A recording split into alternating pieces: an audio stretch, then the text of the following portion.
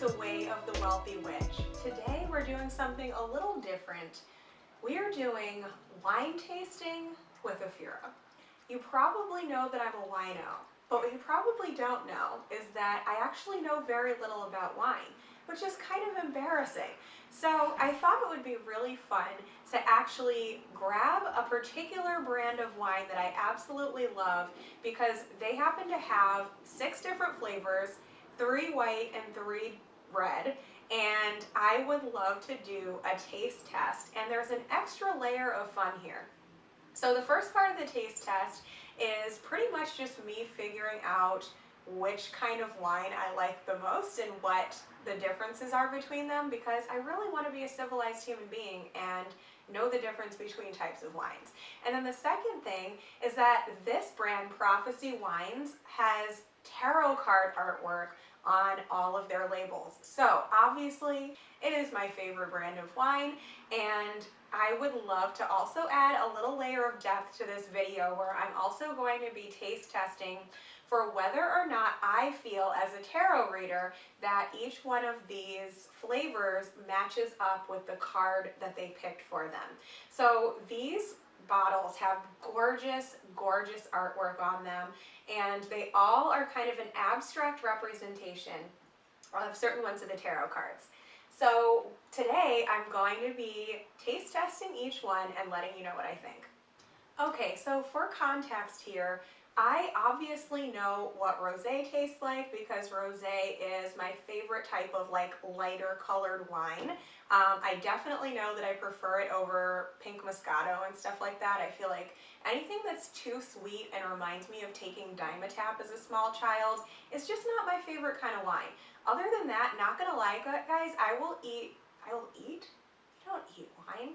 I promise I haven't had any of this yet. Not today anyway. I will pretty much drink any wine as long as it is not that sickly sweet flavor. So for example, Moscatos are usually too sweet for me, and so are like Concord grape wines with some exceptions, but for the most part they usually just taste like sugar and it grosses me out and it gives me a headache. So what's great about Prophecy Wines is that to my knowledge these are the only ones they have and none of them are sweet. So that's right up my alley. That being said though, the way I'm going to conduct this taste test is I'm going to keep these in the same order that they're in. My glasses and contacts are not on my face, therefore I'm going to count on not being able to read the flavors on the rest of the wines. So I'm going to start with the whites and I'm going to pour them into these cups in the same order that I have them here, and I'm going to taste each one and I'm going to give my critique. So the reason I gave the disclaimer about the rosé, obviously I'm going to know which one is rosé because it's pink, but the other two I don't, right off the top of my head know the difference between. So I'm going to first give my critique and then we will reveal what kind of wine it was, which you can probably already see and you're probably already making fun of me. So without further ado, let's taste some wine. Okay, so this one is whatever this one is, and what do I think? So this is, obviously, like I said, none of these are sweet. This one has a little bit of a sweetness to it for something that's on the drier side. It doesn't have any weird aftertastes at all. I like it, and we'll go from there. Okay, so the rosé. I think that the first taste of the rosé I like better than this one, but the aftertaste, I prefer that one. So I guess we're evenly split here. And the last one, that one's gonna be my least favorite. It's just a little bit more bitter. So, I would say rosé probably is still my favorite wine, but let's reveal what these actually were. Okay, for the big reveal, the first one was Sauvignon Blanc. So this one is representing the High Priestess. So let me see, do I think that this wine represents the High Priestess? You know what, I'm going to say yes, because the High Priestess, which normally looks like this by the way, the High Priestess is beautiful feminine energy, and she is blossoming, and she is receptive and luxurious, but she also has an air of seriousness to her. She's not quite the same as, say, the Empress, for example, who is just all about luxury and sweetness. The High Priestess has an air of seriousness to her because she is a teacher. She is a mentor. She is a channel between the spirit world or the world of the unknown with the human world, and therefore there's just a little air of solemnity. We're gonna go with solemnity, solemnness to her energy and her vibe. And so this wine, being predominantly like a dryish wine, but being definitely on the sweeter side of dry, I would say definitely fits in with that. So I'm going to say this one is a yes. And as for the rosé, which of course this one's my favorite, so I already knew, but this one has to do with the World card. So let me taste it and see if it really rings true. Again, I'm going to say yes. But simply because this one is a little bit sweeter. I would say out of all three of these, this one is the sweetest, but it's like sweet success. You know, the world represents a moment in your life where you are just vibing high. You have overcome whatever craziness happened on your past journey. You are confident, you're strong, you're playful, but you're also wise. And I think that's sweet. That's sweet, and it also it definitely rings true with the whole self-love thing. And obviously the color for self-love is pink, and this bottle is very rose quartzy. And yeah, it's kind of just this confidence and this self-worth and this self-love that's represented by this card. And I would have to say that rosé generally rings true with that concept. Like, how many of us come home and do a self-care ritual, take a bath, and drink rosé?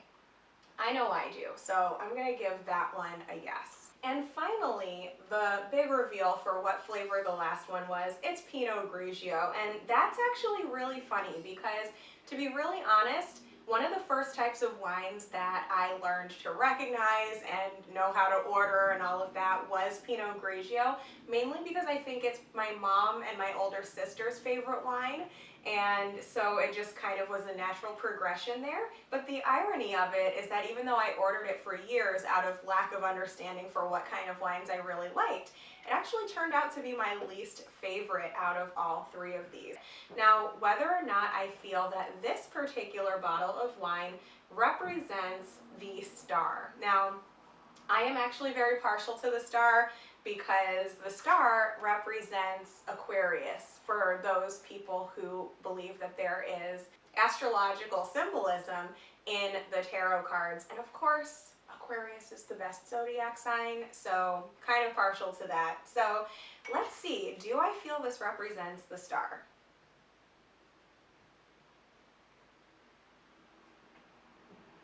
You know, it's so hard to say, but I think that these two represented their cards a little bit better than this one does. And the reason why is because when you look at the star, it's so much about water element and just this beautiful flowing, rushing, clear, clean water. And I actually feel like Pinot Grigio is just, I don't know, it's a little bit drying and dry in general. It doesn't really seem to have that same watery energy to it. But you know what? At the end of the day, this is a very silly experiment, and I think we all know that. So anyway, guys, let's move on to the red wine. Okay, awesome. So I have emptied these glasses and rinsed them all out with water so that there's no residue from the other wine. So we got a fresh look at this. And by emptied these out, I mean I drank it because we don't waste wine here. That's alcohol abuse.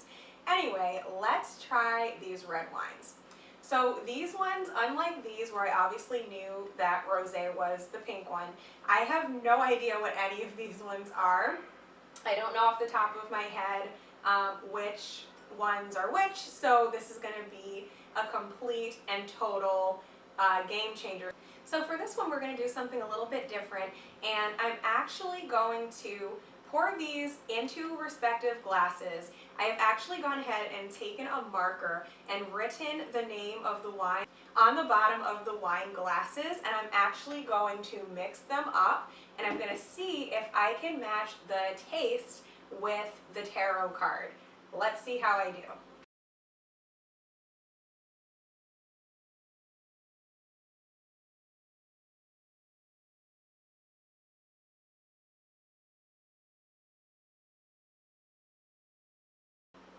Okay, so if you think that I'm a genius and that I remember exactly how I did that, you're nuts, because I don't have short-term memory. So I have no idea which of these are which. So I'm going to go ahead and taste these and see if I can pair them with their card, starting with whatever this one is.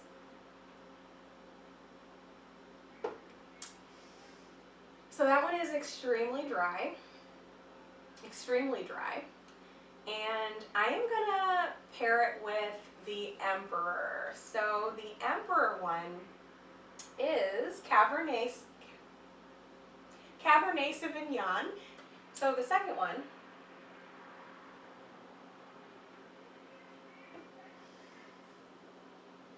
this one doesn't taste as dry. It seems to have more body to it. I think that's what you would call body. It also seems to be a little bit smoother. It doesn't have quite as much of a bitter flavor, but it's definitely still very dry. I am going to guess that this one is the Fool, and the Fool is Pinot Noir. So we'll see if I'm right about that. And then the last one,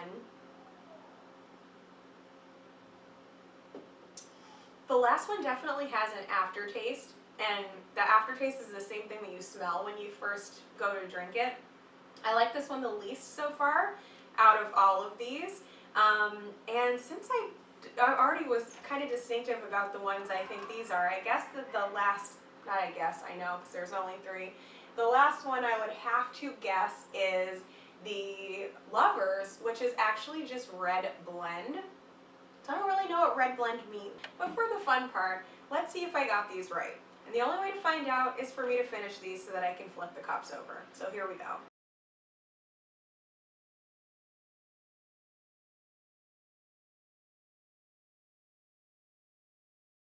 Okay, big reveal. So the first one, I said that the first one was the Emperor, and it is not. The first one was the Lovers. So the one that I said tasted like the Emperor was actually the red blend, which is really, really interesting because it means I have no idea what I'm doing. Apparently, the red blend is one of my favorites. I would say my favorite is probably the one in the middle. Now, the one in the middle I had guessed was the Fool. Let's see if I was right. I was wrong. The one in the middle was the Emperor. The flavor represented by the Emperor is Cabernet Sauvignon. So that I know is something that is almost always available at restaurants, and to be really honest, I avoid ordering it because I'm always worried that the word Sauvignon is just not going to come out of my mouth right, and I'm going to look like an idiot. But now that I know that that is my favorite out of all of these red wines, I will know to just get my shit together, not let it come out as a tongue twister, and order that one when I go out. And so, last but not least, I guess the Fool, which is Pinot Noir, was the one that I liked the least. And go freaking figure, guys. It's the Pinots that seem to not be my favorites. And again, that's so ironic because the Pinots were just the first thing that I learned how to order because it's easy to pronounce. My mom and older sister liked it, so I just assumed that it was the classy or reasonable thing to order. And I'm actually realizing as an adult that I say as an adult. I didn't start ordering wine until I was an adult, but you know, an older adult. Apparently the Pinots are not my favorite, so I've learned a thing or two about my taste in wine today, guys. I hope that you try an experiment like that if you're like me and you're kind of just a wino who picked up wine drinking in college and never really paid any attention to which ones are which.